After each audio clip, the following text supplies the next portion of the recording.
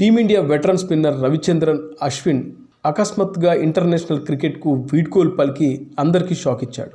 5 టెస్టుల బోర్డర్ గవాస్కర్ ట్రోఫీలో భాగంగా ఆస్ట్రేలియాతో గబ్బా వేదికగా జరిగిన 3వ టెస్ట్ అనంతరం అశ్విన్ తన రిటైర్మెంట్ని ప్రకటించాడు.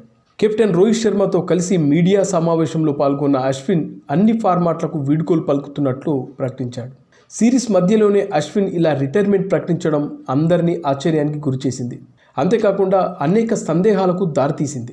అసలు ఇంత సడన్గా అశ్విన్ రిటైర్మెంట్ తీసుకోవడానికి కారణాలు ఏమిటని సోషల్ మీడియా వేదికగా పెద్ద చర్చే జరుగుతుంది. టీమిండియా హెడ్ కోచ్గా గౌతమ్ గంభీర్ బాధ్యతలు చేపట్టడంతోనే అశ్విన్ కెరీర్కు ఎండ్ కార్డ్ పడిందనే అభిప్రాయం బలంగా వినిపిస్తుంది.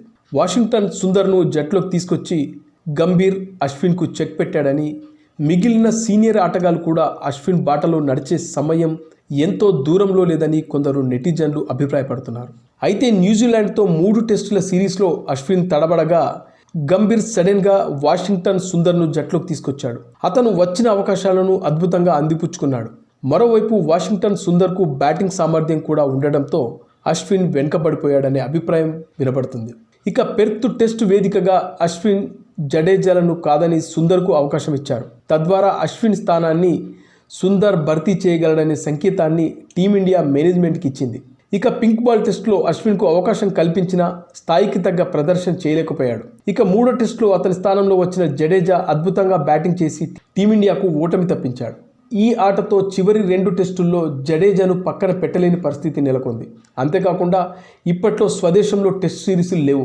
వచ్చే WTC 2025-2027 ఇంగ్లాండ్ పర్యటనతో ప్రారంభం కాబోతుంది. అప్పటి వరకు భారత జట్టుకు దూరంగా ఉండి మళ్ళీ ఎంపిక అవ్వలేని పరిస్థితి తెచ్చుకోవడం కంటే జట్టులో ఉన్నప్పుడే రిటైర్మెంట్ ప్రకటించడం ఉత్తమమని అశ్విన్ భావించినట్లుగా అర్థమవుతుంది. అయితే అశ్విన్ నిర్ణయాన్ని సునీల్ గవాస్కర్ తప్పుపడుతున్నాడు. అశ్విన్ రిటైర్మెంట్పై స్పందించిన సునీల్ గవాస్కర్ సిరీస్ మధ్యలో రిటైర్మెంట్ ప్రకటించడం సరికాదు అన్నాడు. 2014-2015 పర్యటనలోనూ 3వ టెస్టు అనంతరం ధోనీ కూడా ఇలాగే రిటైర్ అయ్యాడు. ఆ సమయంలో జట్టులో అతని లోటు స్పష్టంగా కనిపించింది. ఈ పర్యటనకు సెలెక్షన్ కమిటీ చాలామంది ఆటగాళ్లను ఎంపిక చేసిందంటేనే దానికి కారణం ఆటగాళ్లు ఎవరైనా గాయపడితే రిజర్వ్ ప్లేయర్లను జట్టులోకి తీసుకోవాలనే ఉద్దేశంతోనే చాలామందిని ఎంపిక చేశారు.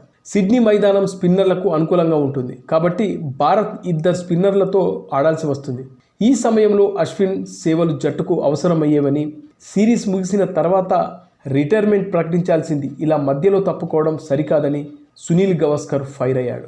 సో ఏదేమైనా అశ్విన్ ఇంకా 2 టెస్టుల తర్వాత రిటైర్మెంట్ ప్రకటించుంటే బాగుండేదని కొంతమంది, team India head coach Gautam Gambhir కారణంగానే అశ్విన్ రిటైర్మెంట్ ప్రకటించాడని మరికొందరు కామెంట్ చేస్తున్నారు.